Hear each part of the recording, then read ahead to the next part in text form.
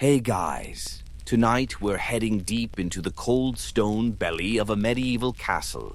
The air is thick with dampness, your boots squish against mossy flagstones, and every echo sounds like it's carrying a secret. Your torch flickers against the gray walls, revealing patches of mold and centuries-old scratches. Maybe claw marks, maybe rats, maybe something worse. Either way, you're not entirely alone in here, and no one's particularly glad to see you. These fortresses were supposed to be the pinnacle of protection, the grand strongholds of kings and knights.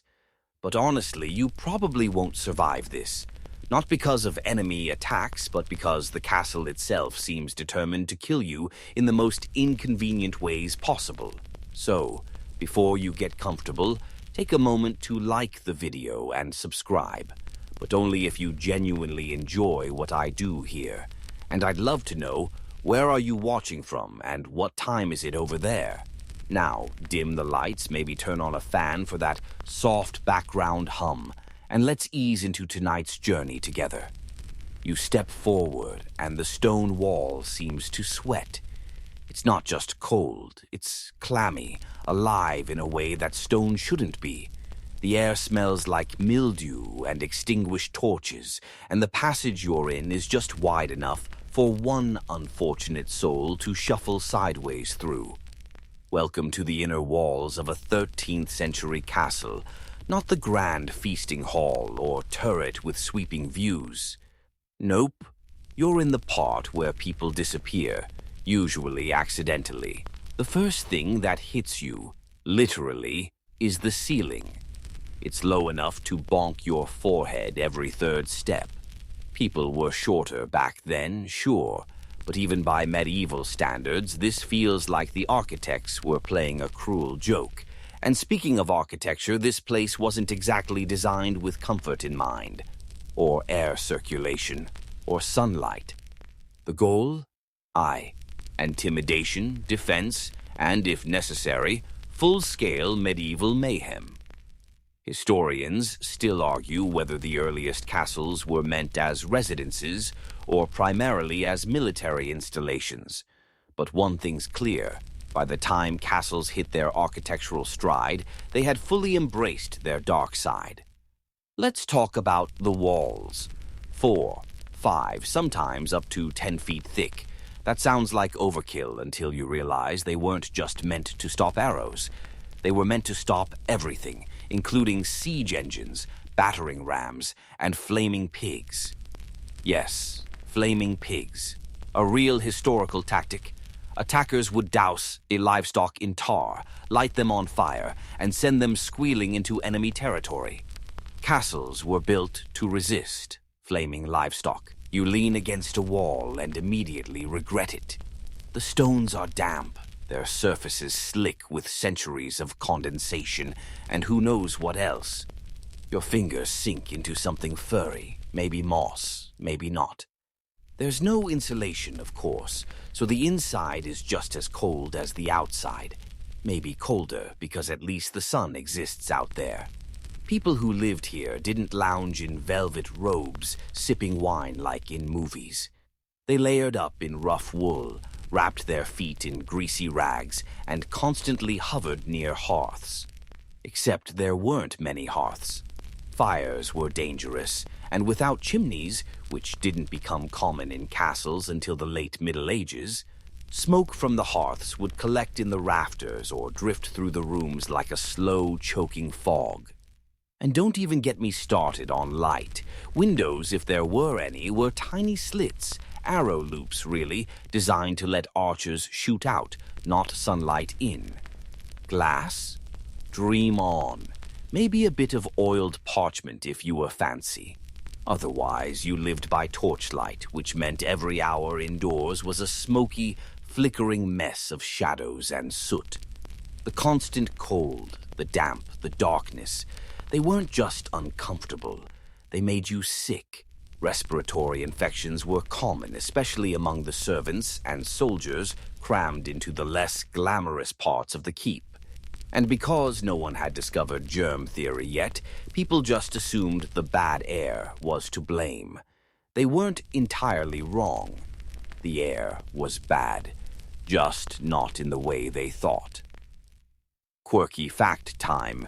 Some castle residents tried to purify the air by burning herbs or even animal dung. Yes, you heard that right. Your medieval air freshener might be a pile of smoldering sheep pellets. Aromatherapy, the hard way. There's a creeping unease in this place, like the walls are listening, and honestly, they might be. Castles were full of secret passageways, hewn spy holes, and whispering corridors. That strange draft brushing your neck could be a ghost, or just some squire hiding behind a wall, listening for gossip. Even in peacetime, castle life wasn't peaceful. Everything echoed. Someone chopping wood in the basement sounded like a siege was underway. Footsteps, doors, clanging armor. It all reverberated off the stone, making sleep a rare and precious thing. People slept in shifts, often fully clothed, because you never knew when the enemy or your lord's bad mood might strike. And yet, somehow, castles were considered luxurious compared to village life. You had a roof, food, sort of, and technically fewer wolves. But don't get too cozy. That food, we'll get to it. The wolves? Well, not inside, usually. Tonight, as you drift deeper into the castle's belly, try not to brush the walls. They've absorbed centuries of grime, blood, smoke, and sorrow. They remember everything. They're not here for you. They never were. Sleep tight. You've barely taken 10 cautious steps before you hear something shift above your head. You pause. Was it the wind? A rat? A ghost in chainmail? Nope. You're standing under one of the most charming little architectural features of the medieval era, the murder hole. Let's not sugarcoat that name. It's exactly what it sounds like. A hole in the ceiling where defenders could drop boiling oil, rocks, burning sand, or other creative substances directly onto invaders. And guess what? Right now, you're standing in prime target position. Relax, though. There's no siege happening tonight. Probably. You glance up, and sure enough, there's a square gap above your head. It's not very wide, just enough for someone to peer through, or pour something horrible down at an unfortunate guest.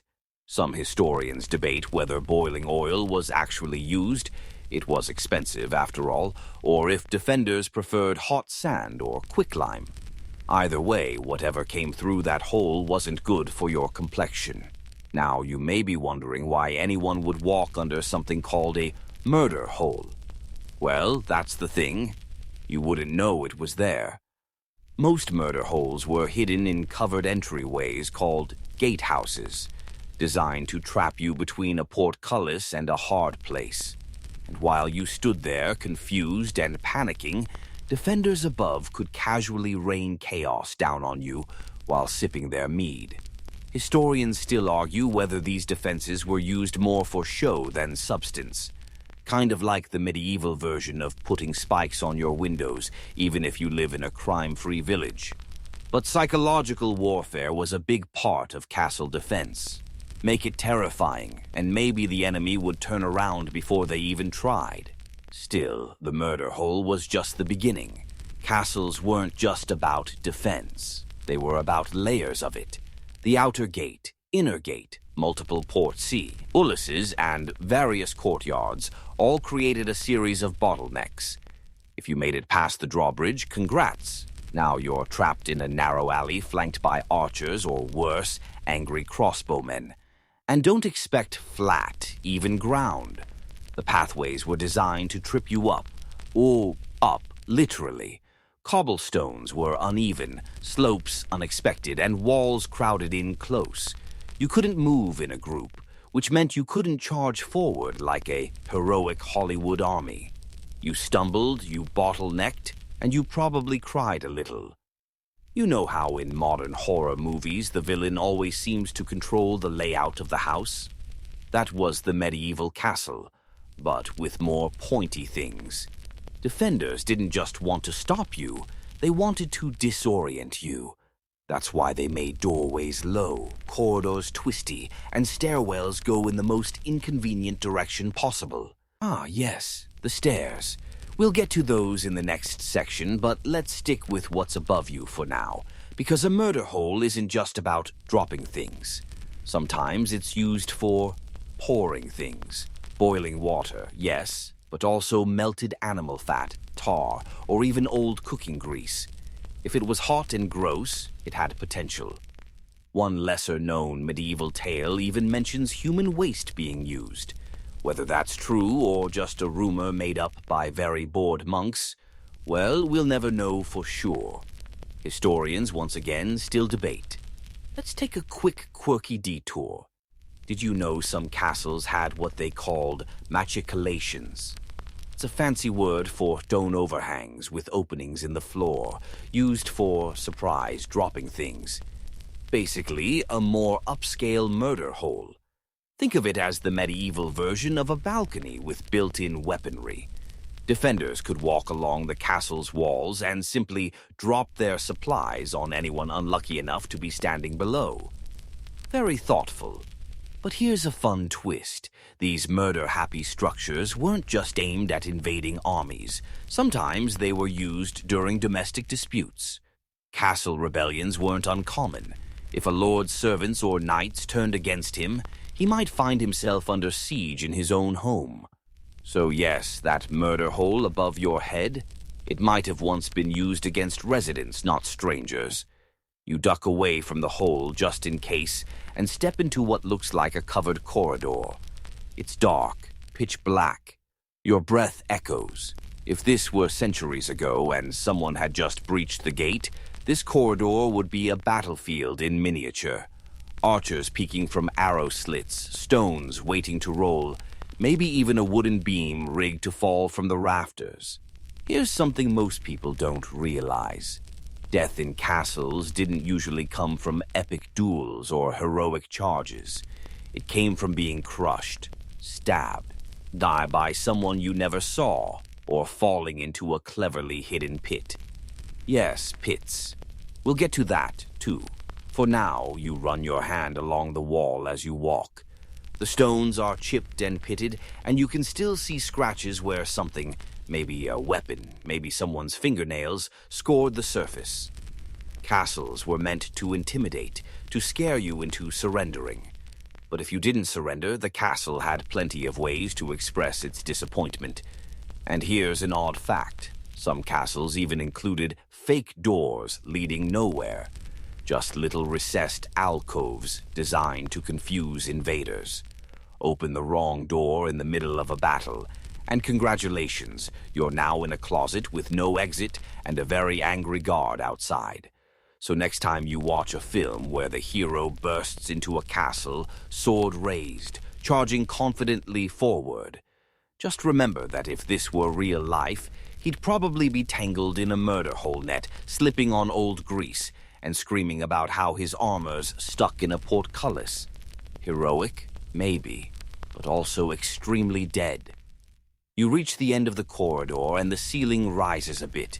You breathe easier, but don't relax yet. The stairs are waiting. You reach the stairs and instantly regret it. They twist up like a stone corkscrew, narrow and uneven. Your foot barely fits on each step, and the central column is so tight you have to turn sideways just to keep your balance. These aren't the grand staircases of palaces. These are the stairs of doom. And surprise, they were built that way on purpose. See, spiral staircases in castles were typically built clockwise as you go up. That's not an accident. It's a sneaky little trick designed to favor defenders, who are usually right-handed. As an attacker ascending the stairs, your sword arm would be jammed against the central stone column. Meanwhile, the guy coming down could swing freely, lopping off heads with ease. If you were left-handed, well, lucky you, at least until someone accused you of witchcraft. Historians still debate just how universally intentional this spiral design was. Some argue it was just a structural convenience. But given how often it appears in fortresses built for war, It's safe to assume that a few medieval architects were chuckling to themselves when they drew the blueprints. You start your ascent carefully. The steps are slick with centuries of wear, and there's no railing. One bad step and you're tumbling down into a bony pile at the bottom. Castles didn't come with OSHA regulations. There was no "mind your step" signage. If you tripped and shattered your shin, congratulations. You're now a permanent part of the architecture. Oh, and the stairs weren't all the same height either. Sometimes, just for extra fun, the builders would insert a taller step every so often to trip invaders. That's right. Your enemy's battle plan might be derailed by a surprise step. Classic medieval slapstick. The walls around you are tight and pressing. There's barely any room to maneuver, and you realize something odd. You can't see the top of the staircase. It just keeps going and going, which makes sense, because castles were stacked vertically like stone layer cakes. Each floor was a different nightmare. You're panting now because the stairs just don't end. And now you understand something important about medieval warfare. It wasn't about grand battles. It was about exhaustion. If you somehow managed to breach the gate, dodge the murder holes, and survive the arrow fire, the castle would still try to kill you by making you hike a vertical marathon in full armor. Let's pause here for one delightful medieval fact. There's at least one surviving spiral staircase that reverses direction halfway up, just to disorient anyone trying to follow too quickly. It's like the castle was designed by an evil MC Escher, or maybe just a very paranoid lord with too much time on his hands. And while we're at it, some spiral stairs even had defense niches. Tiny little alcoves carved into the wall where a defender could wait silently, sword drawn, ready to lunge at anyone who got too far. Imagine the jump scare potential. You finally reach the top, and boom, surprise swordsman. You finally stumble onto a landing, legs aching, and realize you've only reached the second level. Above you, another staircase. You look at it and quietly weep inside. But something strange catches your eye. A small wooden door, barely 3 feet tall, tucked into the stonework. Curious, you duck and peek in. It's a passage. Probably a servant's stairwell, or a hidden escape route, or a tunnel to nowhere. Honestly, with castles, it could be all three. Quirky castle tidbit. Some of these passageways were built just for children. Pages and servant boys who had to run messages up and down the towers. Their small size made them ideal for squeezing through gaps and skipping the main stairwells. So yes, castles had built-in kid highways. You leave the tiny tunnel alone. No sense getting stuck in a hole tonight. Instead, you trudge up the next flight of stairs. Your hand slides along the wall for balance. It's rough, cold, and sticky, in places you don't want to think about. Torches flicker in the brackets, casting long, wavy shadows that dance like ghosts up the shaft. Another stair, another turn. Your armor, well, if you had any, is clanking with each step. And you realize something odd. You can't hear anything else. No birds, no wind, no people, just stone. And your breath. That's how isolating these staircases were. No communication, no escape. You couldn't even shout down for help if something went wrong. And things did go wrong. People fell. Soldiers panicked and bottlenecked on the stairs during sieges. Defenders accidentally blocked each other's blows in the narrow space. More than one poor soul met their end tumbling headfirst down the spiral, just because someone ahead of them slipped. There's a reason many castles had tiny stone basins built near stairs. Not for drinking, but for holy water. Superstition ran deep in medieval times. If you had to climb a staircase during battle or storm, a quick splash of blessed water might keep the ghosts, or the gravity, at bay. You round another turn and find yourself in a tiny room at the 2 P of a tower. It's not much to look at, just a slitted window, a wooden stool, and a view of the courtyard below. But this was someone's post. A lookout. A lonely job where all you could see was sky and stone and the occasional arrow mid-flight. You sit, exhausted. Not from battle, but from the architecture itself. That's the thing with castles. The danger wasn't always swords or fire. Sometimes it was the simple act of being there that wore you down. The way the walls turned on you, the steps conspired against you, and the silence whispered your name. So take a breath. You've survived the stairs, for now. You ease away from the tower's edge and back into the winding corridors, when suddenly, nature calls. Now, in a modern home, that wouldn't be a big deal. You'd expect a bathroom, a lockable door, maybe a little scented candle on the counter. In a medieval castle? Not quite. What you find instead is a cold stone alcove with a wooden bench over a gaping hole. Congratulations, you've discovered the medieval toilet. They called it the garderobe, which sounds deceptively elegant.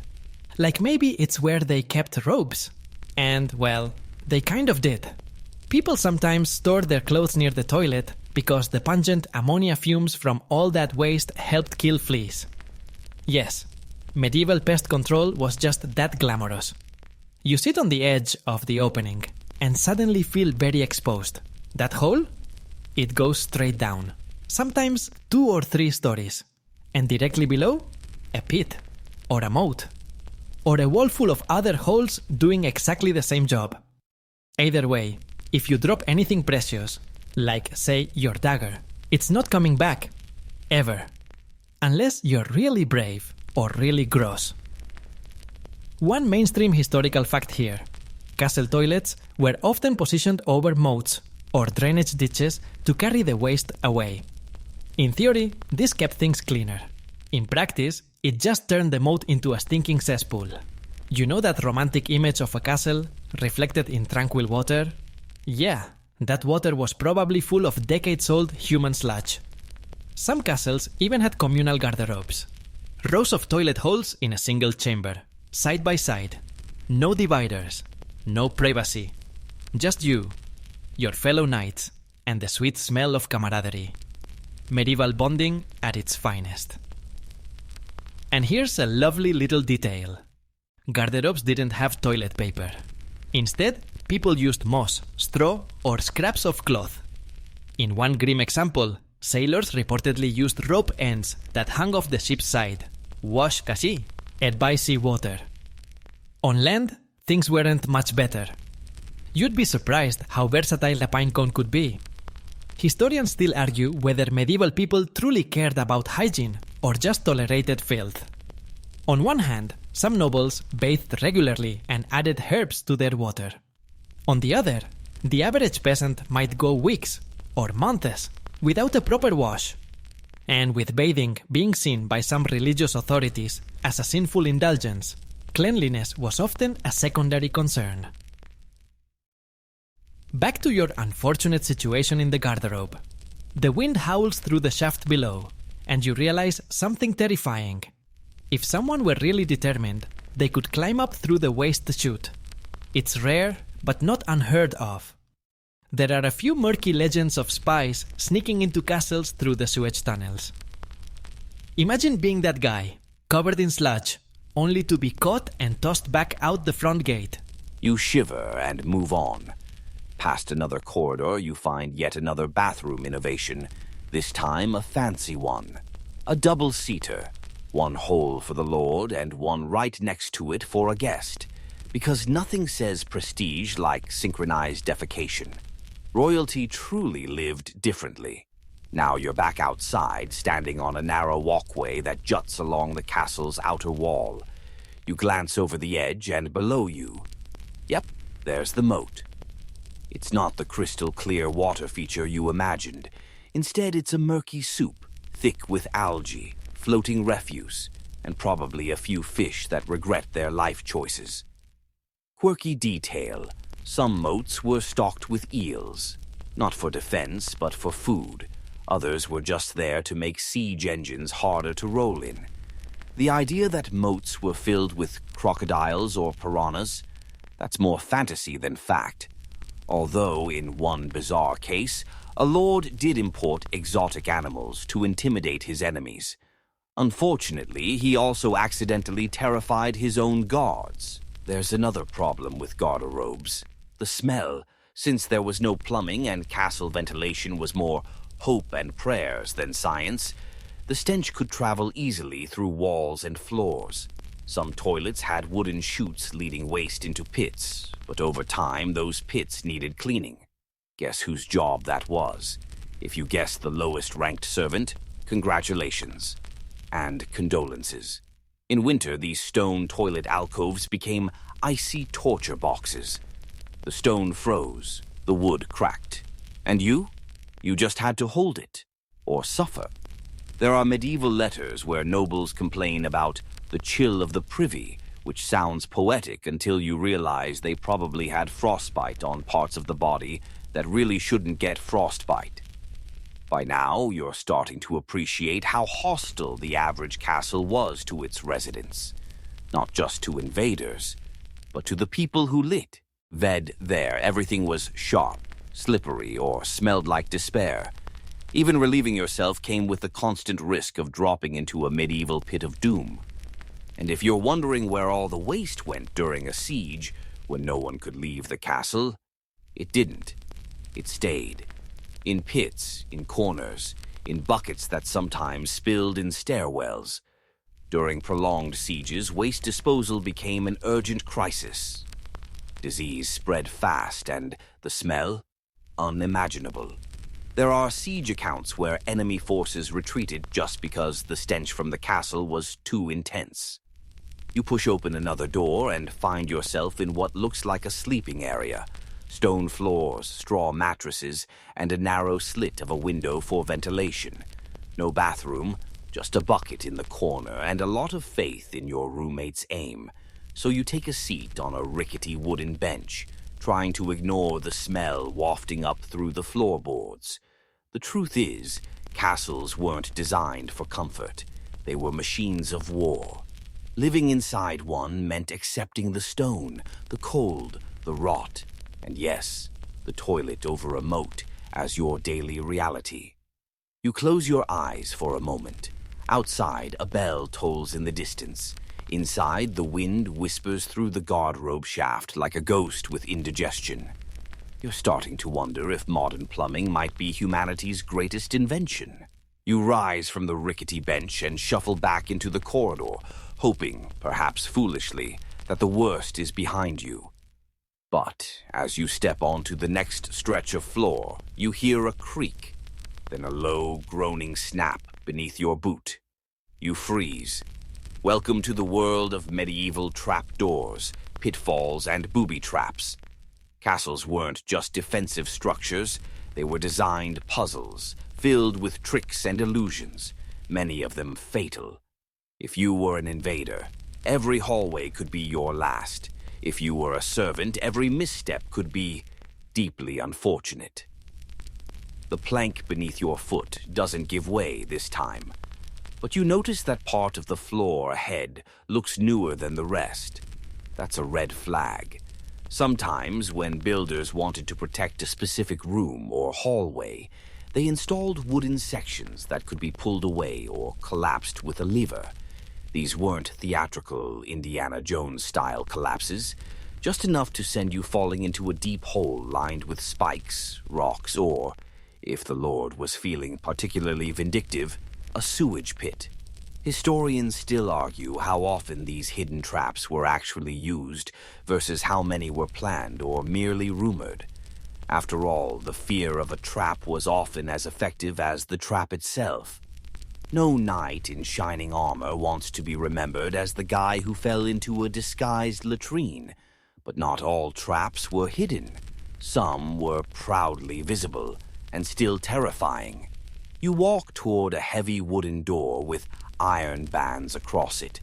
The handle is twisted and uneven.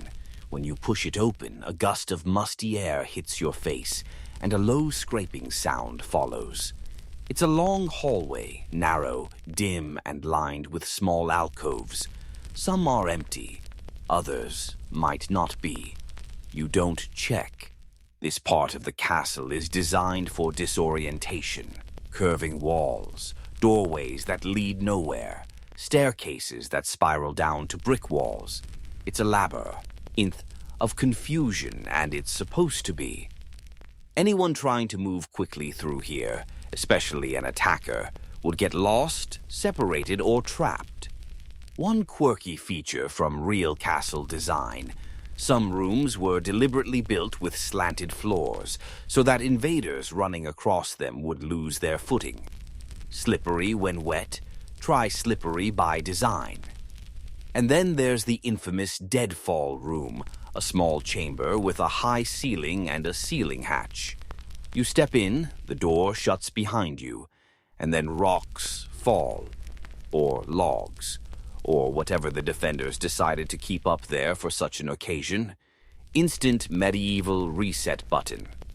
You skirt a low arch and enter a tiny chamber lit by a single grimy window. The only furniture is a rusted iron ring bolted into the floor. A cell, maybe, or a trap bait room. Some castles had these spaces just off the main corridors, where an invader might stumble in, thinking it was a safe place to rest. Then, door locks. Light goes out. Goodbye. You hear another creak behind you and instinctively move forward. That floorboard? It's loose, not dangerous, but a good reminder the castle never stops trying. Let's not forget the doors themselves. You know how movies show heavy wooden doors swinging wide open with heroic flair? In reality, many castle doors opened inward, but only just enough. Some were designed with low frames to force you to duck, making you vulnerable, or extra heavy latches that required both hands to open. That way you couldn't easily fight and enter at the same time. One mainstream historical fact: many inner gates had what's known as a yett, a kind of iron grill gate that could be lowered like a portcullis, but used more for trapping than blocking. Once lowered behind you, it locked you in, sometimes in a tiny vestibule with no exit. Quirky twist? Some trapdoors were baited with valuables, coins, a chest, a bit of cloth, left out in plain sight. Reach for it and the ground dropped out. It's like a medieval version of you touch it, you bought it. Only in this case, you bought a one-way ticket to the dungeon. Speaking of which, you round another corner and find a spiral staircase going down. You hesitate. So far, every vertical journey has ended badly, but curiosity wins. You descend slowly, hand brushing the damp wall. The air grows colder, heavier. Each step creaks, and a faint metallic scent hits your nose. Iron, maybe. Or blood. Or both. At the bottom, you find a narrow stone chamber, empty except for a rusty set of shackles bolted to the wall and what might once have been a wooden bench. You're in one of the castle's forgotten rooms, the kind used when things got especially grim. A holding cell? A secret torture chamber? Historians argue about how widespread torture was in castles. Some claim it was rare and sensationalized. Others point to recovered implements and records that suggest otherwise. You run your hand along the stone and feel deep grooves, marks left by something sharp or desperate, or both. Suddenly, above you, a scraping noise. The floor trap you walked across earlier? It's shifting. You're not alone. You back away quickly, just in case. In real medieval times, these rooms weren't escape rooms. They were endings. If you were placed here, no one was coming for you. Your name might never be mentioned again.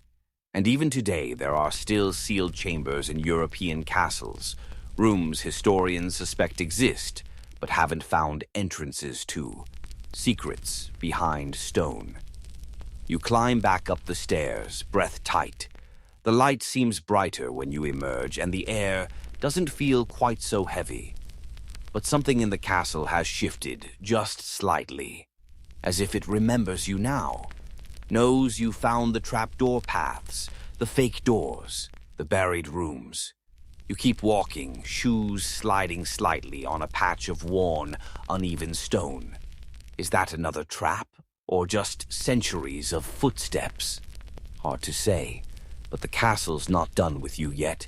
You walk a little slower now, not because you're tired, though your legs are definitely aching from all the stairs, the cold, and the quiet panic, but because the hallway ahead is alive. Not with people, with movement. A rustle here, a scrabble there, a tiny squeak. You stop. You know that sound. Rats. They're not shy either. You spot one dart across the flagstones, like it owns the place. And honestly, it kind of does. In medieval castles, rats were more common than sunshine. You see one vanish into a crack in the stone wall, and then another, and another. They lived everywhere. Under floorboards, behind tapestries, inside food stores, sometimes even inside beds. They liked warmth, and castles, despite being freezing for humans, had just enough heat and rotting food to make perfect rat hotels. And rats weren't the worst of it. In the straw mattress next to the kitchen fire, there might be fleas, the tiny, itchy villains of medieval life. You plop down on a bench only to stand up again a second later, brushing something off your sleeve. The castle doesn't care about your comfort. It's a hotel where all the guests bite. Mainstream historical fact. Castles were filthy by modern standards.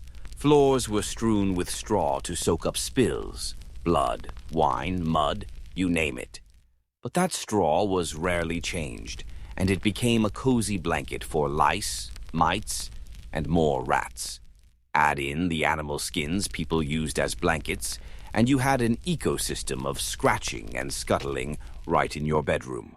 Servants, soldiers, even some nobles lived with this as normal. They bathed rarely, changed clothes infrequently, and often shared quarters with a dozen others. Your personal space? Gone. Your mattress? Probably shared. Your blanket? Probably also moving. And then there's the issue of cats. Yes, they existed, and yes, people kept them around to deal with the rat problem. But cats weren't exactly pampered pets. They were working animals, like medieval exterminators with tails. Quirky fact, black cats in particular had a rocky relationship with superstition. Some were revered for their mousing skills, others were killed during religious purges, believed to be demonic, which, funnily enough, made the rat problem worse. You wander into the kitchen hoping for some relief, but here the rats are bolder. They know this is their kingdom. The hearth fire is cold now, just ashes in the grate. You spot a hunk of cheese on a plate, half-eaten, nibbled with neat little rodent teeth marks. A rat scurries along the rafters above, staring at you with the dead-eyed confidence of something that fears nothing, not even gravity. And what about the bigger creatures? Well, castles didn't come with modern insulation.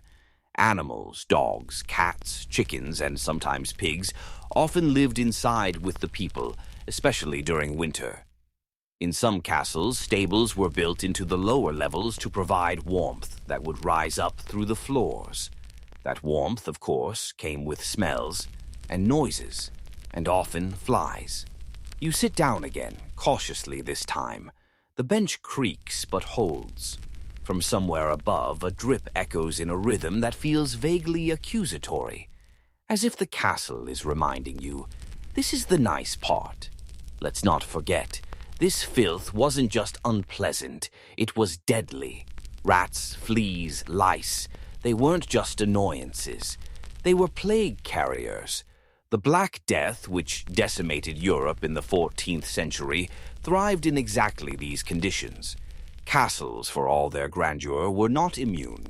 In fact, the closeness of people and the presence of animals made outbreaks worse. Servants and nobles fell sick alike. Rooms were sealed, bodies burned, and still the castle rats marched on. Historians still argue how much medieval people understood about disease transmission.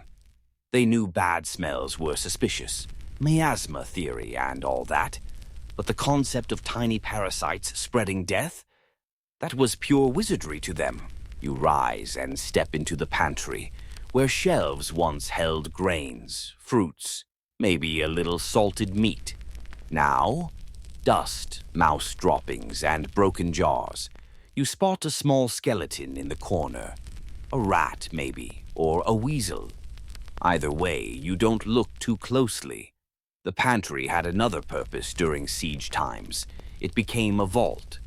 Not for treasure, but for food. Castles had to store enough grain, beans, and salted fish to survive months under siege. But without proper ventilation or pest control, much of it went bad, or got eaten by rodents long before the humans touched it. So here's a truly delightful image. You, sitting by candlelight, gnawing on hard bread that smells faintly like mildew, while rats nibble at your boots. And if you're lucky, maybe a cat will share it with you. There's one more scuttling sound, this time too large for a rat. You glance behind a barrel and find a hedgehog, curled up and blinking at you. In some castles, they were considered good luck. In others, just another snack, because hunger changes everything. People ate things we'd never consider today: swans, peacocks, badgers, even rooks. But in times of desperation, rats themselves weren't off the menu. There are accounts, gruesome and whispered, of castle residents eating vermin, even leather belts soaked in broth. Desperation turns castles into silent, gnawing horrors. You step away from the pantry, brushing cobwebs from your shoulder. You've met the rats, the fleas, and the unseen mites. You've walked through the sleeping straw and the pantry of ghosts. And yet, somehow, this was still considered safe. The castle keeps you warm-ish, dry-ish, protected, kind of. But it never forgets to remind you that it owns you. You're just another creature in its ecosystem of creaks, scratches, and silent watchers in the dark. You start walking again, slowly, carefully. There's something in your boot you don't want to look. You limp forward, hoping whatever's in your boot is just a pebble and not something with legs.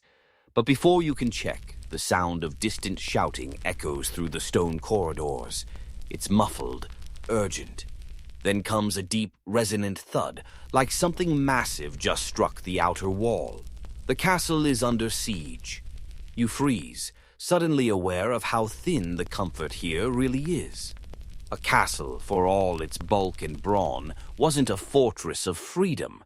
It was a cage, and when the drawbridge lifted and the gates slammed shut, everyone inside was stuck. You included. Sieges were terrifying. They could last weeks, months, even a year. And the longer they went on, the more the castle turned against its own people. Food ran low. Tempers flared. Disease spread.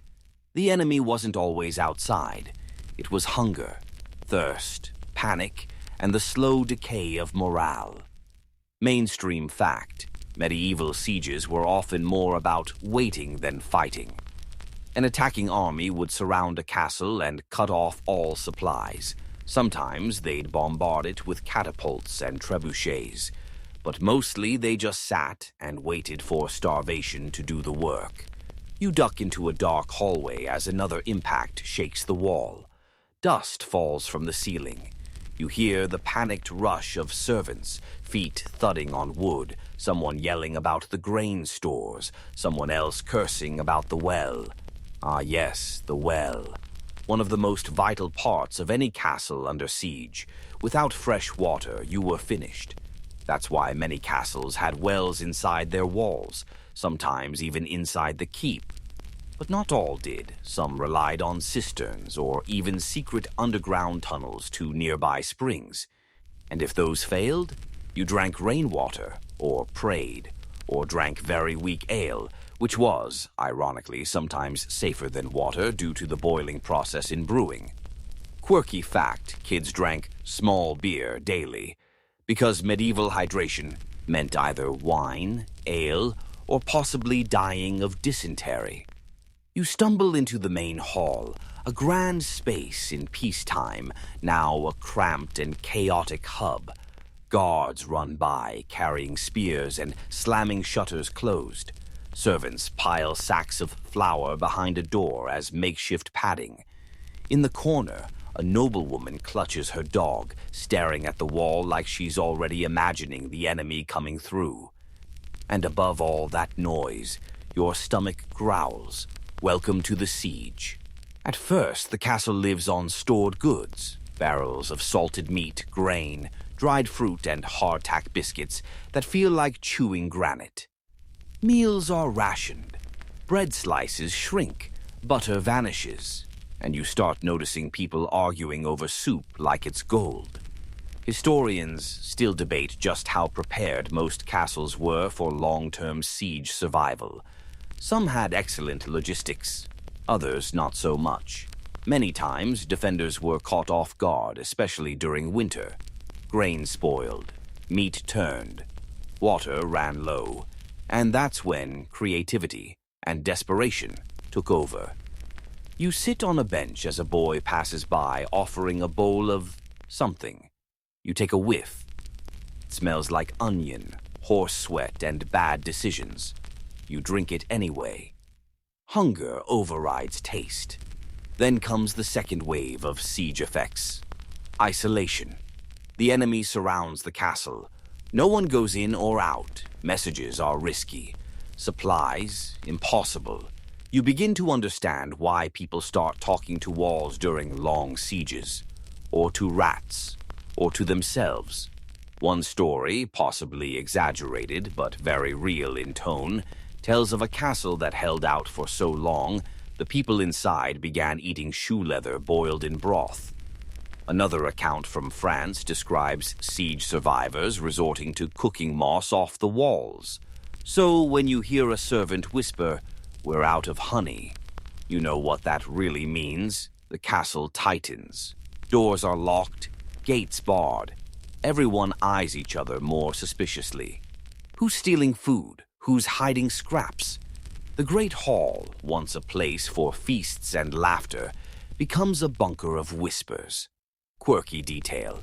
Some besieged castles launched messages out to enemy forces using arrows or pigeons, sometimes just to insult them. One famous castle allegedly fired a dead donkey over the wall just to prove they had donkeys to spare. Spoiler, they probably didn't. As days wear on, your muscles ache from cold and stress.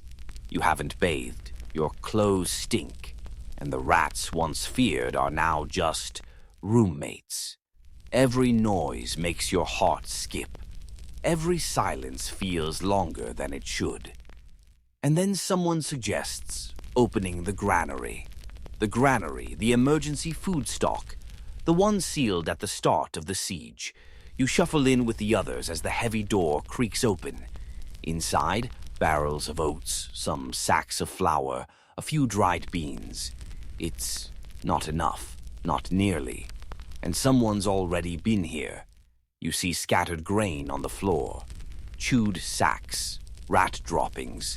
Your stomach sinks faster than a dropped sword in a moat.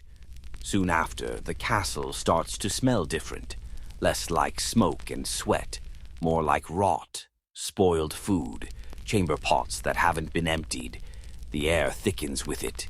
You cover your face with a sleeve, but it doesn't help. You sit in the corner that night, curled against the wall, listening to the distant thud of a trebuchet stone hitting the outer wall. You don't even flinch anymore.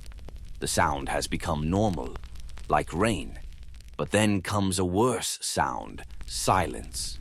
No shouts, no movement, just eerie, heavy quiet.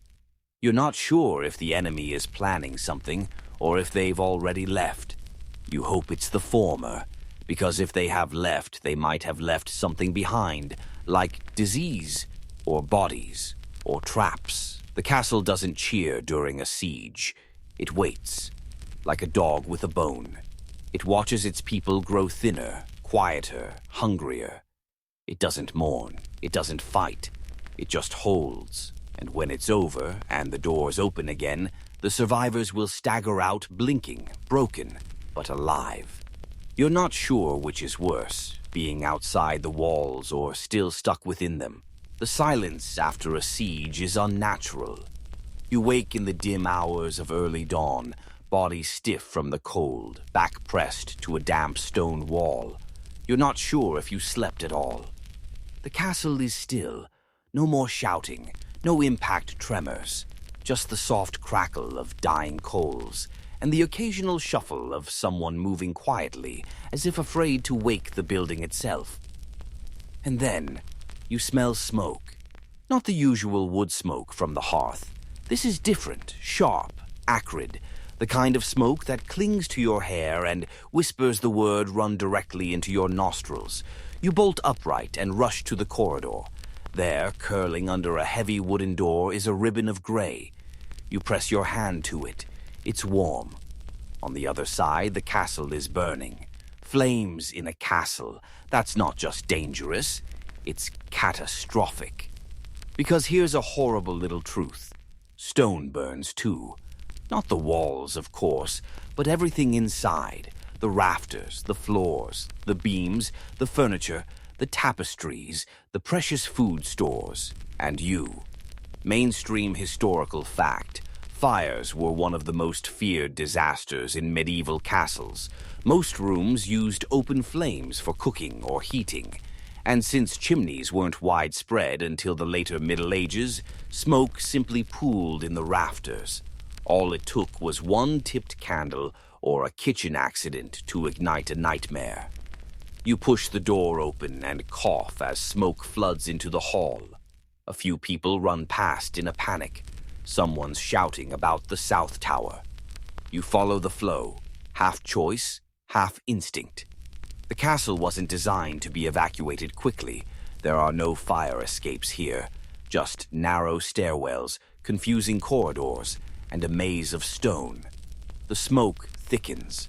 You tie a cloth over your mouth and try to stay low, but every turn reveals more bad news. You hear wood cracking above, then a low whomp as a beam gives way and collapses.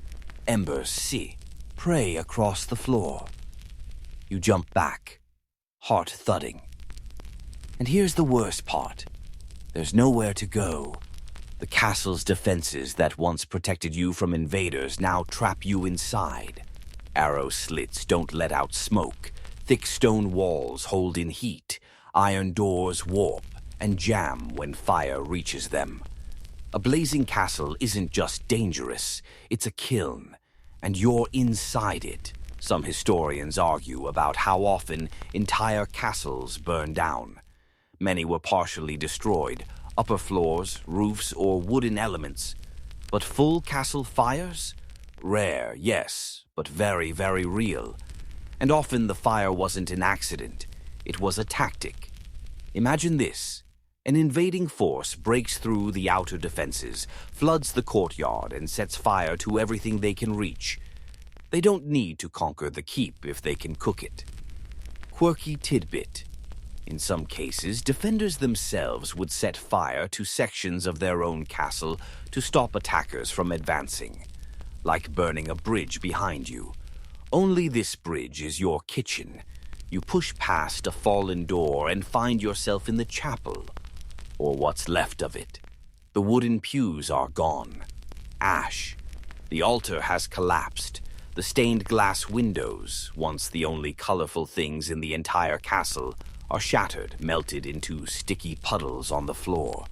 Light filters in through the smoke, painting everything in sickly reds and grays. Someone sits in the corner, coughing into a cloth. A priest, maybe. Or just someone who came here out of instinct.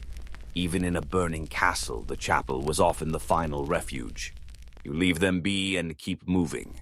You reach a window and try to open it. No luck. The iron bars across it have expanded in the heat, jammed tight. You peer outside. The courtyard is chaos. Buckets being passed, horses panicking. a group of children huddled in a doorway, eyes wide, faces streaked with ash. This is what historians politely call a structural hazard. The truth is, medieval castles were full of flammable materials: hay for bedding, wooden scaffolding, cloth draperies, oil-soaked torches, open hearths, and thatched roofs in the outer buildings. Even in the inner keep, floorboards and roofing beams made perfect kindling. And there was no fire brigade, no pressurized hoses, just buckets, leather sacks, maybe a wet cloak, and prayer. Smoke thickens again. Your throat burns. You stagger toward the stairs, trying to remember. Wasn't there a well in the cellar? You hope it's not dry. You descend quickly, nearly tripping on the uneven steps. Your hand trails the wall for balance, which is now hot, too hot. The fire's not above you, it's beneath. You reach the lower hall, and the air changes. No smoke yet, but you hear it, the roar, like a beast trapped under the floor, growling louder by the second. The kitchen. It must have started in the kitchen. Someone grabs your arm. It's a young boy, soot on his cheeks, eyes wide. "The animals are still inside," he says, pointing toward a wooden door. You shake your head. The animals are a loss. Everyone knows it. But still, you follow. You find the stables, now a blazing box of straw and timber. Flames lick the beams. Horses scream. The boy runs in, and you curse under your breath and go after him. Together, you manage to untie one panicked horse. 2 more break free. The rest, no. The smoke is too thick. You pull the boy back, coughing hard, eyes burning. The castle has claimed more. Back in the courtyard, you collapse against a stone wall. The wind racing begins to fall. Not enough to douse the fire, but enough to cool the air slightly. You can breathe again. Sort of. Later, when the fire finally dies, you walk through what remains. Rooms gone, ceilings blackened, beds reduced to ash. The food stores, charred. The chapel, open to the sky. And still the walls stand. That's the cruel irony of castles. The stone skeleton survives, but everything that made it livable burns. You're left with a shell, a prison made of ash and memory. You spend the night outside, wet, cold, but alive. The castle doesn't care. It never did. Whether by siege, by starvation, or by flame, it always wins in the end. The fire has passed, but the damage lingers. You wake to the sound of shifting rubble, a soft wind pushing through empty windows, and the groans of a structure settling in the aftermath of chaos. Your clothes are still damp, your throat still raw from smoke. The rain helped, for the fire, not for the mood. The kitchen is gone, the chapel scorched, the stables a blackened ruin, and the food stores? Well, they're mostly ash and dust now. Which leads to your next uninvited guest. Hunger. Not siege hunger, the slow grind of a long wait, but internal famine. The castle now devours itself. No enemy army needed, just ruin and rot.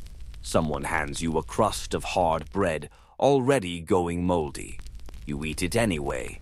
The problem? With most of the perishable goods destroyed, everyone's left scrambling through the least appetizing parts of the stockpile. You know it's bad when you see someone chewing leather. Real leather. Boiled, softened, and swallowed like beef. Medieval jerky, minus the joy.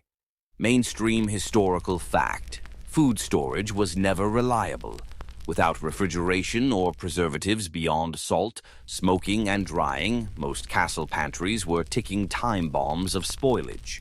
One wet season and an entire grain stock could go bad with mold.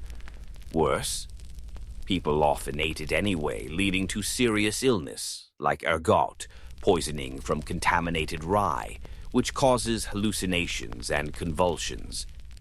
Quirky tidbit. Some people in castles kept pigeons on the roof, not as pets, but as backup food. Pigeon pie was a real thing. Desperate, you might eat them raw.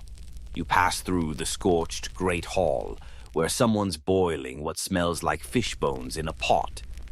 Not fish bones. Even those are scarce. The fire burned through the barrels of pickled herring. Now it's just broth made from what the rats didn't chew. You glance at a soldier gnawing on something gray and shiny. You hope it's jerky, but you're pretty sure it's just old, like this meat knew the last king old. And that's before the sickness starts. It begins with a few people looking pale, slow. They cough, wheeze, collapse, then more. You recognize the symptoms from stories whispered by traveling monks. Vomiting, fever, blackened fingers. Not battle wounds, not injuries from fire. This is bad food and bad water. Castles, especially after a theme, were breeding grounds for disease. You've probably been drinking water scooped from a stone basin where soot, ash, rat droppings, and the occasional dead pigeon have marinated. There is no boiling pot now. The fire took that luxury. You retreat to a corner, trying not to think about it. Someone hands you a flask. You take a sip.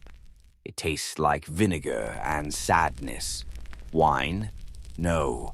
Spoiled ale. The kind that burns slightly and reminds you that bacteria have been partying in there since the Crusades. Still, it's wet. And in medieval times, that's what counted. Historians still argue whether people truly understood the link between water and disease. Some texts suggest an awareness, advice to boil water, avoid certain wells, or use wine for cleansing. Others make it clear. Superstition ran the show.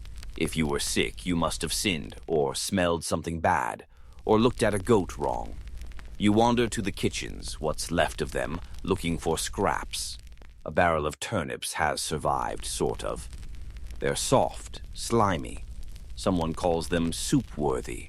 That's generous. You take one, bite down. It's not awful if you hold your nose.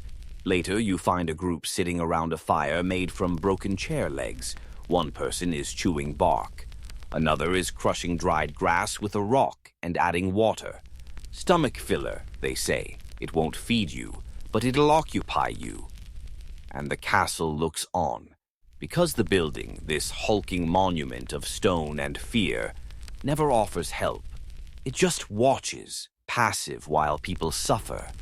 The thick walls that once felt protective now feel like prison bars. And it gets worse. You hear murmurs about the Dee, a mutt that survived the fire, limping through the courtyard, beloved by the children, fed scraps from kind hands. But now the children are gone and the dog is missing. You don't ask questions. You just eat your grass paste and try not to cry. Quirky detail. In some medieval texts, they mention survival pies. Mystery meat, no questions asked. Pies were perfect for hiding the source. Is it rat, pigeon, dog, or yesterday's shoes? Just add a crust and herbs. Problem solved. You watch someone slurp stew from a wooden bowl and smile faintly. You ask what's in it. They shrug. That's answer enough. Night falls and your stomach gnaws at itself. Sleep doesn't come easy. Not on a cold floor, not with the knowledge that the castle, having burned, now starves. And it's not just people that rot in these walls. Hope does, too. But somehow you're still here. Still breathing, still hungry. You retreat to a corner, trying not to think about it. Someone hands you a flask. You take a sip. It tastes like vinegar and sadness. Wine? No. Spoiled ale. The kind that burns slightly and reminds you that bacteria have been partying in there since the Crusades. Still, it's wet, and in medieval times that's what counted. Historians still argue whether people truly understood the link between water and disease. Some texts suggest an awareness, advice to boil water, avoid certain wells, or use wine for cleansing. Others make it clear. Superstition ran the show. If you were sick, you must have sinned, or smelled something bad, or looked at a goat wrong. You wander to the kitchens, what's left of them, looking for scraps. A barrel of turnips has survived, sort of. They're soft, slimy. Someone calls them soup-worthy. That's generous. You take one, bite down. It's not awful if you hold your nose. Later, you find a group sitting around a fire made from broken chair legs. One person is chewing bark. Another is crushing dried grass with a rock and adding water. Stomach filler, they say. It won't feed you, but it'll occupy you. And the castle looks on. Because the building, this hulking monument of stone and fear, never offers help. It just watches, passive while people suffer. The thick walls that once felt protective now feel like prison bars. And it gets worse. You hear murmurs about the Dee, a mutt that survived the fire, limping through the courtyard, beloved by the children, fed scraps from kind hands. But now the children are gone and the dog is missing. You don't ask questions. You just eat your grass paste and try not to cry. Quirky detail. In some medieval texts, they mention survival pies, mystery meat, no questions asked. Pies were perfect for hiding the source. Is it rat, pigeon, dog, or yesterday's shoes? Just add a crust and herbs. Problem solved. You watch someone slurp stew from a wooden bowl and smile faintly. You ask what's in it. They shrug. That's answer enough. Night falls and your stomach gnaws at itself. Sleep doesn't come easy, not on a cold floor, not with the knowledge that the castle, having burned, now starves. And it's not just people that rot in these walls. Hope does, too. But somehow you're still here, still breathing, still hungry. You wake to the sound of coughing, deep, rattling, wet coughing. Not just one person, several. It echoes down the corridor like a warning bell, except it's not a bell. It's everyone getting sick. You sit up slowly. Your back aches, your joints crack, your throat feels like someone packed it with ash and sour wine. But you're better off than the man hunched beside the hearth, eyes glazed, a blood-stained rag pressed to his mouth. Welcome to the medieval healthcare system. Which is to say, there isn't one. You step carefully over someone sleeping on the stone floor, reach the corner of the hall where the so-called infirmary is located. A pile of dirty cloths, some herbs in a cracked bowl, and a man with a broken nose stirring something that smells like old socks and mint.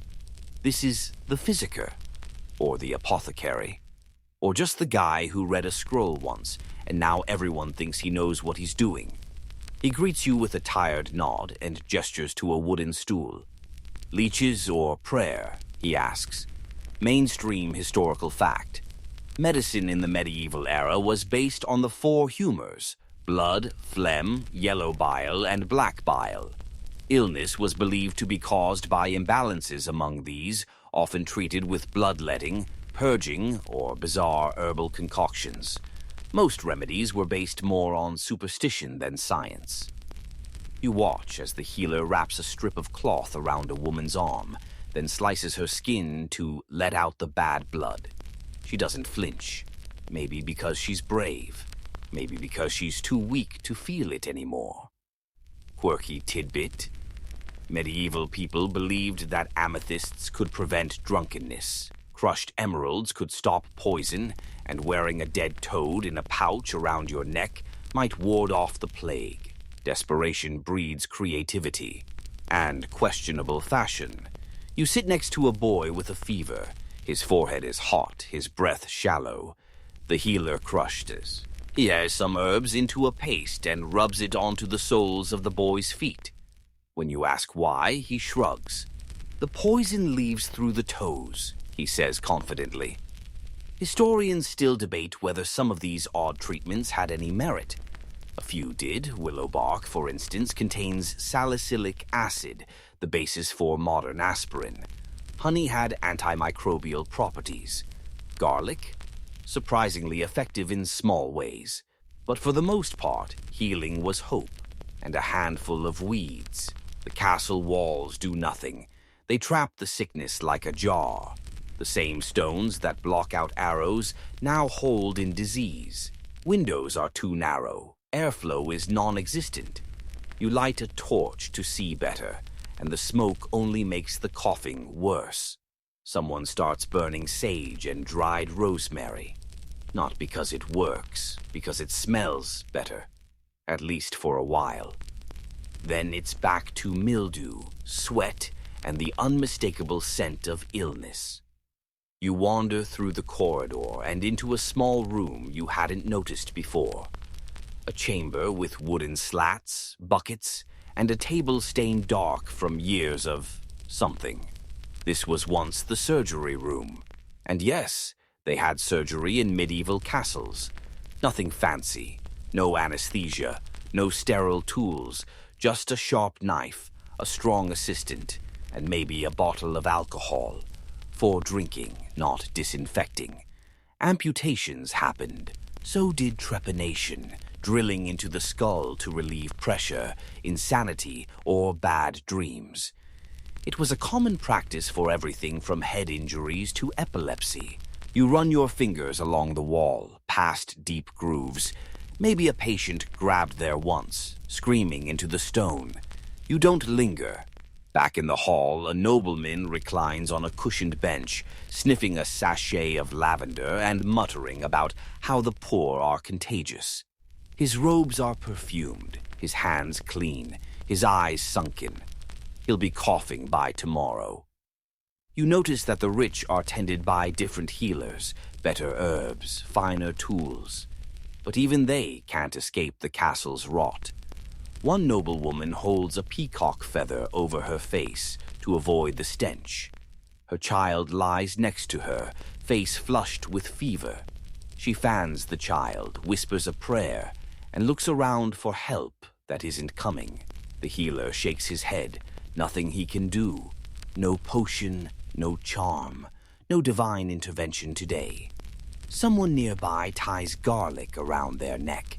Another person wears a necklace of dried flowers. A third is crushing beetles into a paste to rub on their chest. You don't ask why. No one knows. They just try things. Later, you spot the healer using a piece of iron, heated until red hot, to cauterize a wound on a soldier's arm. The smell is unforgettable. The scream even more so.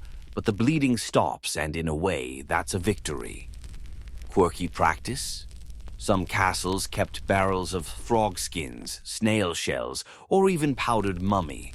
Yes, actual mummies, imported from Egypt and ground into dust, believed to cure various ailments.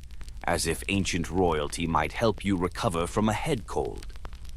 The castle creaks again. Another stone shifts, the air gets colder. Dampness seeps in through the walls, and more people cough. You sit with the sick that night, handing out water and wiping brows with a rag that's already soaked from the last dozen patients. You hum softly, not sure what song it is. Maybe just a lullaby your mother once used. Maybe nothing at all. Someone dies beside you, Quas, at Lee. They just stop.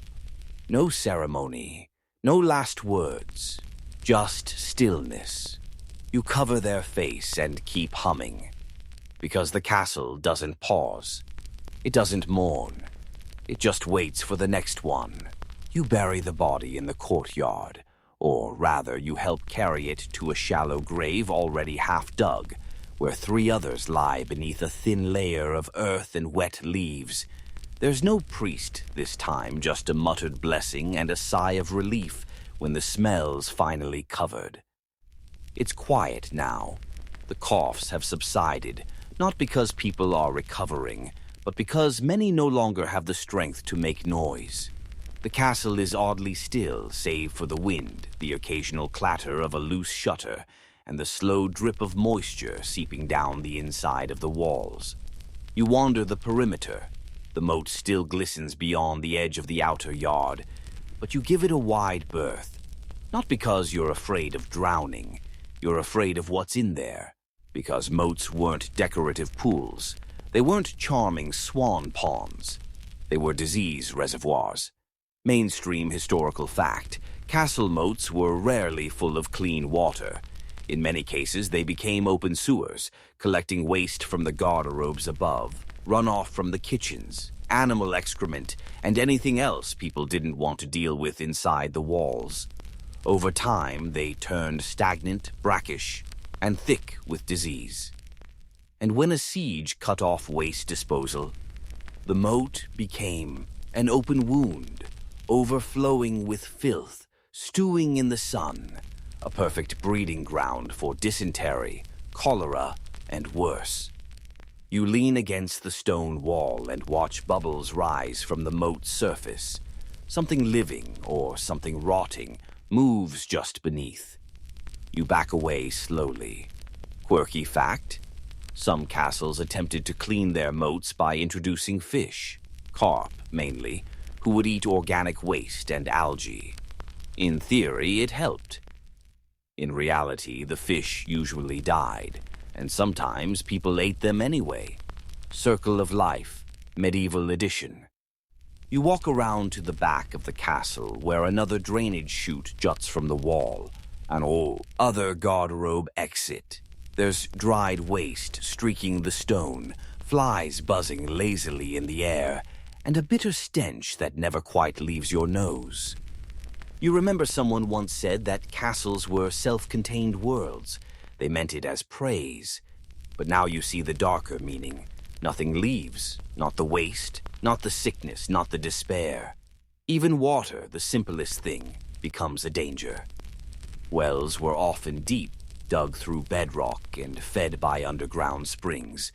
But when the ground above was tainted, by sewage, by rot, by burial pits dug too close, the water turned foul.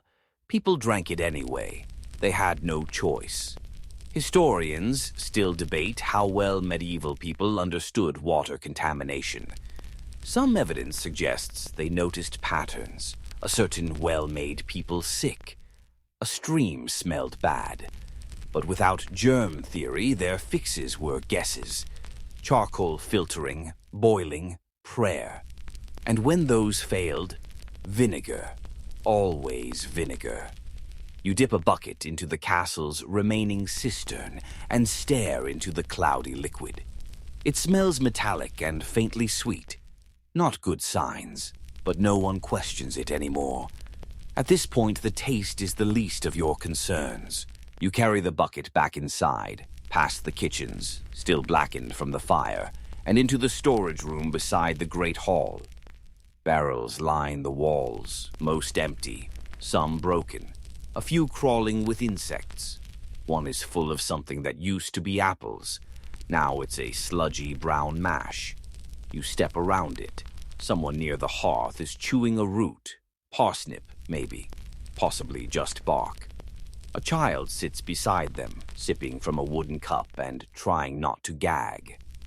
Moat water, the adult mutters. Boiled it twice. You nod. What else can you say? You return outside to get air, or at least less bad air. The courtyard is muddy, footprints sinking into the earth, mixing with scraps of food, bits of ash, and unidentifiable muck. The wind stirs up the smell from the moat again. You swear it follows you. There's a well at the far end of the courtyard, covered, padlocked. Someone tells you it's cursed. More likely it's contaminated. No one uses it anymore, but no one dares destroy it either. Castles cling to every piece of themselves, even the dangerous bits. Quirky superstition? In some places, people believed moats contained the spirits of those who died defending the castle. Angry ghosts, restless. Maybe that's why no one ever swims in a moat, not even on the hottest day. You climb one of the towers, hoping for fresh wind. But even here, the air tastes old, like mold and time and regret. The view is beautiful, though. The countryside rolls out before you. Forests, rivers, a nearby village barely visible in the distance. The sunlight glints off the moat water, making it look almost clean from up here. Almost. It's strange how something so foul can look peaceful. That's the castle's trick. It hides the rot under grandeur, wraps sickness in silk, offers safety, then steals it in the dark. As the sun dips lower, you sit by the tower window, staring down at the walls, the ditch, the filth, the gleaming curve of disease. You hear someone coughing again, someone crying, someone praying. And beneath it all, that slow, rhythmic drip from the garderobe above. Even the waste has a heartbeat. You descend the tower just as twilight creeps over the castle, and everything begins to settle into a familiar pattern. Quiet dread. No one speaks loudly anymore. No one wastes words or food or even footsteps. It's as if everyone has learned that the more you move, the more the castle notices you. Back inside the great hall, the survivors are huddled in clusters. The nobles at their table, what's left of it, talk quietly, sipping the last of the decent wine. Everyone else is curled near the hearth, trying to stay warm, trying to stay unnoticed. You see the pecking order now, clearer than ever. Because this castle wasn't built for you. It never was. It was built for the people upstairs. Mainstream historical fact. Castles were meticulously structured by class. The nobility occupied the upper floors, with better ventilation, privacy, and security. Servants, guards, and common folk lived below, near the smells, the cold drafts, and the danger. Access to food, medicine, and even escape routes was often based on rank, not need. Upstairs, the rooms are larger, warmer. Some even have windows big enough to let in light. You climb the stone stairs again, slowly now, knees aching, and push open a heavy wooden door. You've reached the Lord's quarters. Inside, it's surprisingly plush. Tapestries hang on the walls, shielding the stone from drafts. A thick fur rug covers the floor. There's a bed. An actual bed, not just straw in a corner, with clean blankets and a carved wooden frame. You pause in the doorway, unsure if you're even allowed to look. Because that's what the castle has taught you, to know your place. And your place is somewhere near the kitchen, or in the stables, or curled in the corner, hiding from rats and smoke. Not here, not among feather pillows and silver goblets. You step inside just a little and spot something that makes your stomach twist. Fresh fruit. Sure, a bowl on a small table. Apples, a few figs, something dried but edible. You haven't seen fruit in days, maybe weeks. A noblewoman sits on the edge of the bed. She watches you, then gently picks up an apple and takes a small bite. Juice runs down her chin. She doesn't wipe it. You turn to leave. She says nothing, because in the castle you don't speak up, especially not to the people above. You descend again, back into the smoky gloom and return to the part of the castle that's been your home. The underworld of stone and straw and shared air. The nobles sleep above, behind bolted doors, guarded hallways, and secret passages. You sleep in what used to be a servant's hallway, where drafts sneak in through cracks and rats whisper in your ears at night. Historians still argue how much luxury nobles really enjoyed inside castles. Some lived richly, trays of food, heated baths, multiple changes of clothes. Others were just slightly better dressed versions of their servants. But one thing is clear, castles preserved hierarchy as much as they preserved lives. Quirky fact: some castles had special toilets called privy towers that only the lord could use, far removed from the shared garderobes of the lower floors. built into the wall hanging over the moat, elegantly distant from the rest of the human experience. You walk past a makeshift infirmary again and see that the healer is gone. No one knows where. Maybe he fell ill himself. Maybe he locked himself in a tower room with the last of the good bread and wine. You don't blame him. You sit near the fire where someone's burning the leg of a broken stool for heat. The smell of scorched varnish is weirdly comforting now. Someone nearby is singing softly. An old lullaby, maybe. You don't recognize it, but the tune is slow and sad and full of sleep. You close your eyes. You dream of being upstairs, just once. You dream of sleeping in that warm bed, of eating fruit off a silver plate, of drinking clean water from a polished goblet instead of cupping your hands under a leaky spout in the courtyard. You dream of not having to ask. But the castle doesn't deal in dreams, only positions, roles, alls. It keeps the important people safe. The rest? Replaceable. You wake hours later to a commotion. A noble has died, quietly, in his bed. No violence, no fire, no hunger, just slipped away in the night. His servants cry. The other nobles murmur in mourning. Someone brings out a carved box from storage, a coffin made months ago for a higher-ranking lord who never came to visit. They lay him in it with ceremony and whispers and fresh cloth. Later that day, you watch the box lowered into a grave, dug far from the common burial pit. The lord is laid to rest under a stone slab with his name etched into it. People bring offerings. Someone places a wine cup beside the marker. Back near the servants' quarters, another body is being wrapped in canvas. No name, no song, just another burial in the courtyard corner, beneath loose soil and a crumbling wall. You help carry the bundle. You don't know the name. No one does. But the difference is clear. Even in death, the castle keeps its walls between you and them. The next morning, you wake up stiff, half frozen, and with a dull ache behind your eyes. It's hard to tell whether it's from smoke, dehydration, or the chorus of snoring and wheezing echoing off the stone walls all night. Probably all three. You stretch and immediately regret it. Your back pops in a way that suggests you've fused slightly with the floor. Still, you rise. The castle always demands movement, if not from fear, then from necessity. Someone needs water. Someone else needs help hauling a broken bench to burn. You volunteer. Why not? The castle has trained you not to stop for too long. But tonight, something else begins to creep in with the wind. Whispers. Not voices, not quite, but something. Subtle, strange. Like the stones themselves are trying to speak. You pause in the corridor. A draft brushes the back of your neck. You turn. Nothing. But the air smells like beeswax and incense. Faint, barely there. That shouldn't be possible. The chapel burned days ago. You continue walking, but slower now. Listening.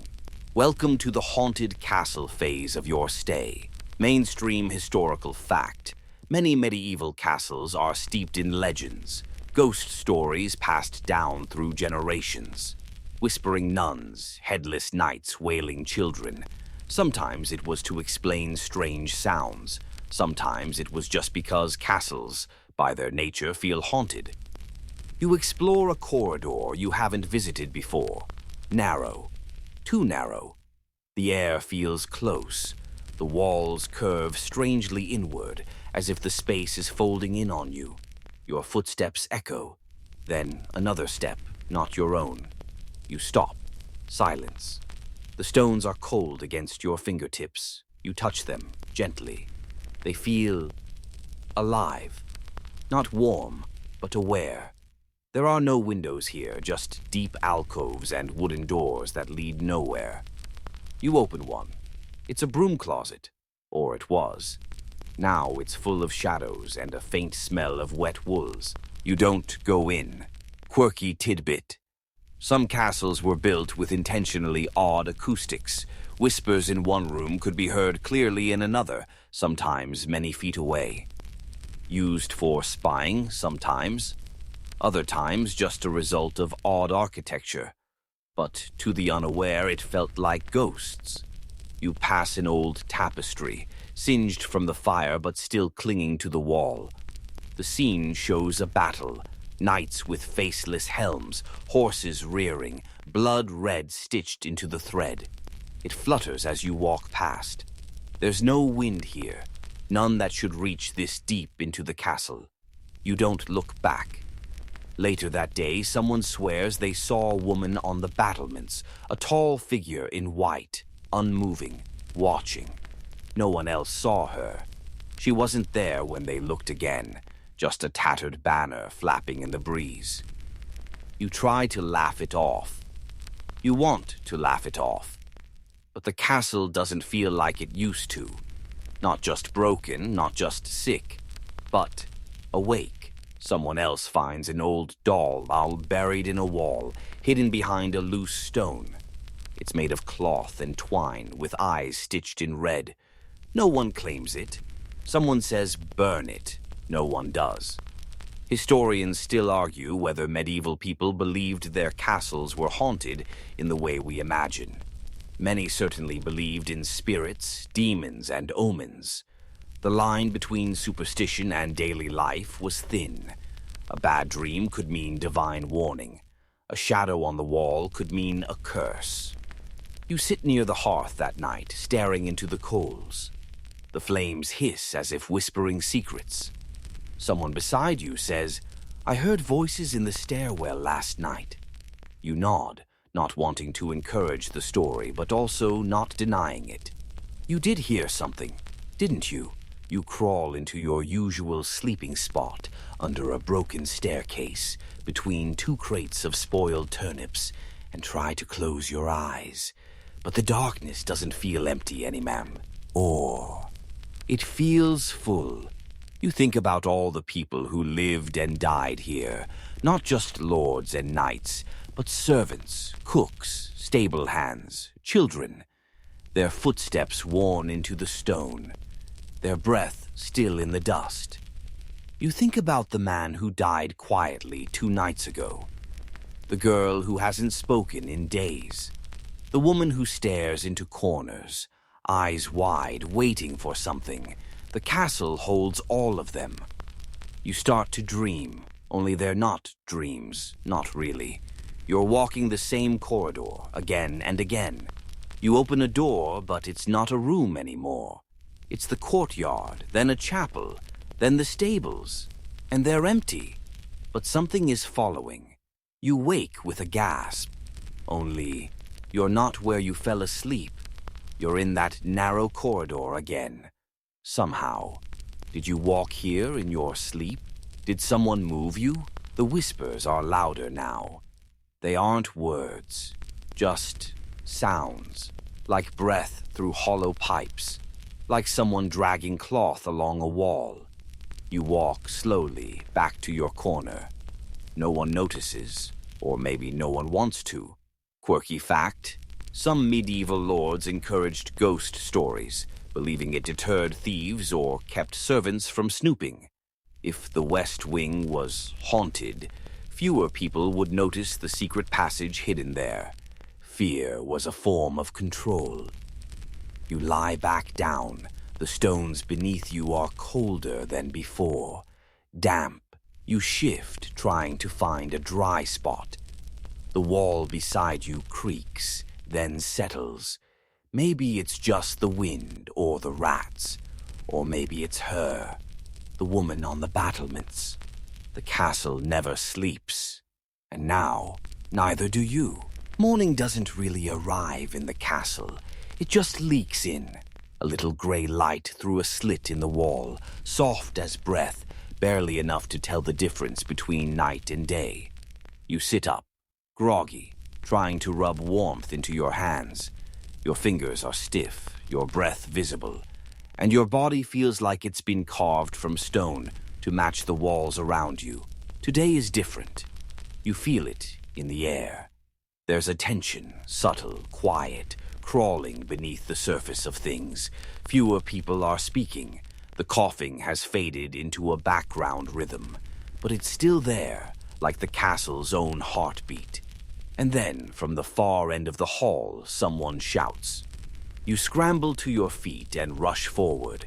A group is gathered near the main gate. It's open, wide open. The portcullis raised, the doors unbarred. Beyond, the world, green, breezy, quiet. Someone mutters, "The enemy has gone."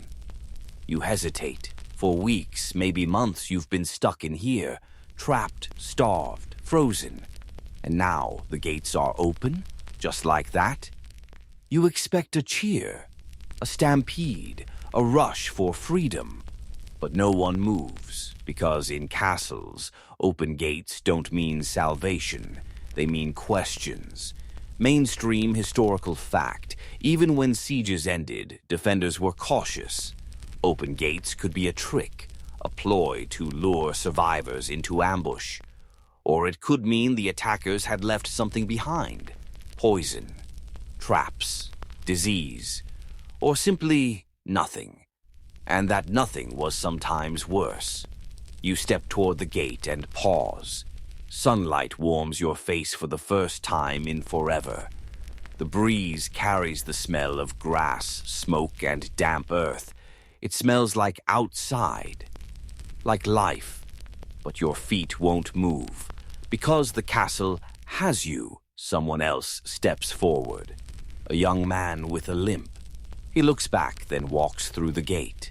Slowly, carefully, he keeps walking. Nothing happens. No arrows, no shouts. Oh, pit traps. He just keeps going until he's a speck on the hill. You let out a breath you didn't realize you were holding. Still, no one follows. Quirky fact, some castles had what were known as postern gates, small hidden exits built into the outer walls, used for escapes or secret communications. Often these were better known to servants than to nobles. And yet, when freedom was possible, many stayed put, out of fear, loyalty, or sheer exhaustion.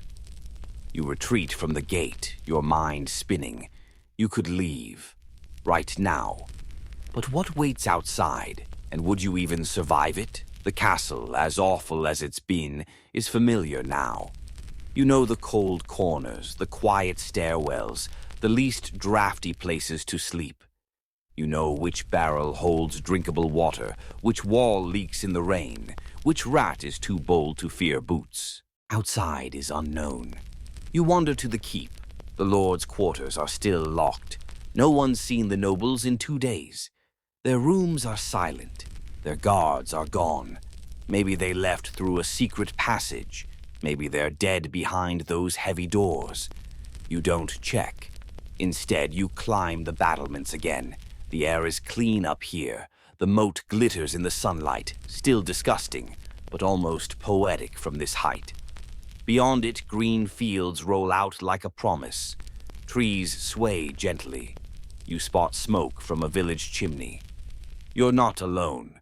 Someone else is up here too, an older woman leaning on the stone edge, eyes fixed on the horizon. "I used to think castles were safe," she says without looking at you. "Thick walls, high towers. But they don't keep the worst things out." You nod. She turns to you. "The worst things are already inside. Always were." You don't answer. You just stand beside her, watching the wind. Later that day, someone decides to leave, then another. Slowly, carefully, people begin to filter out through the open gate. Not in crowds, not cheering, just drifting, like smoke through cracks. And still, part of you stays, because the castle isn't just walls and stones anymore. It's you now. It lives in your bones, in your habits, in your fear. You're not even sure what freedom looks like anymore. Fields, roads, a house with a roof that doesn't leak. You sleep that night in the great hall alone.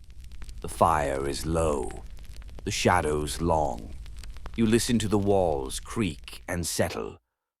For once there are no whispers, no coughing, just quiet.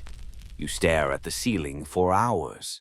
In the morning you rise, stretch, look around, and then you walk slowly to the gate. It's still open, but so is something inside you now, because you finally understand this castle was never meant to be a sanctuary. It was a test, a trap, a teacher, and maybe now it's time to leave. You step toward the open gate, not in a run, not even a stride, just a slow, deliberate walk, like every footstep is peeling part of the castle off your skin. The stone no longer pulls at your heels. The air beyond doesn't feel quite so foreign. At the threshold, you stop. Behind you, the castle looms, silent, watching. It's not evil. That's the strange part. It never was. It was just what it was. A machine made of cold stone, smoke-darkened beams, and centuries of fear. Built to keep people out, built to trap people in, built for war, for status, for structure. Not for you. Certainly never for you. Mainstream historical fact. Castles weren't homes in the way we think of homes. They were fortresses first, prestige symbols second, and dwellings a distant third. Even the nobility, with their tapestries and feather beds, were living in fortresses designed for battle, not comfort. These were weapons you could live inside. You glance back one last time. The windows stare like eyes. The towers pierce the sky like broken teeth, and the moat glistens thick and lazy, like the memory of illness you almost forgot you carried. In the courtyard, the last few figures mill about, some gathering bundles, some just standing, lost in thought. One man leans against the gatepost, holding a child who stares wide-eyed at the sun. The child sneezes. No one flinches. Progress. You take your first step over the threshold. The ground feels wrong, soft, grassy, alive. You haven't felt grass in so long that it almost startles you. Your boots sink a little. It smells like mud and flowers and sky. Quirky detail. Some medieval lords, upon building a castle, would ceremonially plant trees outside the walls, fruit-bearing or medicinal. A symbol, perhaps, that something could still grow nearby. That not everything had to be stone and iron. You walk down the slope, past the outer wall, along the trampled path others have already taken. The road curves into the trees ahead. You don't know where it goes, but that's okay. You're no longer walking away from the castle. You're walking out of it. And that makes all the difference. Historians still argue over how many people truly lived in castles, thrived in them, loved them, missed them. But they all agree the vast majority were there to serve, to labor, to endure. For most, the castle was not a place of dreams, but of duty. You walk. The wind brushes your cheeks. It smells like pine. Somewhere a bird calls. Not a crow, not a raven. Something cheerful. You'd forgotten what cheerful sounded like. You turn back one last time. The castle stands. It always will. But now you don't have to. And now, as you lie still in your bed, wherever you are, whatever time it may be, let that old castle fade quietly into the distance. Let the stone grow cold, the gates close, the windows blink away into night. You've walked every corridor, climbed every stair, slept beside the fire, and felt the bite of cold stone on your spine. You've survived the siege, the hunger, the smoke. You've heard the whispers in the dark, the coughing in the corners, the creak of footsteps not your own. But it's over now. Outside, the stars wheel slowly across a black velvet sky. The moon is high. The air is still. Even the rats have gone to sleep. Let your body sink a little deeper into your mattress. Let your breath soften. Let your mind settle. There's nothing else you need to do tonight. You've walked through history, not the golden, polished version, but the rough one, the one made of cracked walls, broken boots, and borrowed time. And still you made it out. The castle was never kind, never safe, but it was real. And now, like all things, it's behind you. So close your eyes. Let the fire burn low. Let the great stone walls fall silent. You're free now. You can rest. You can sleep. Shh.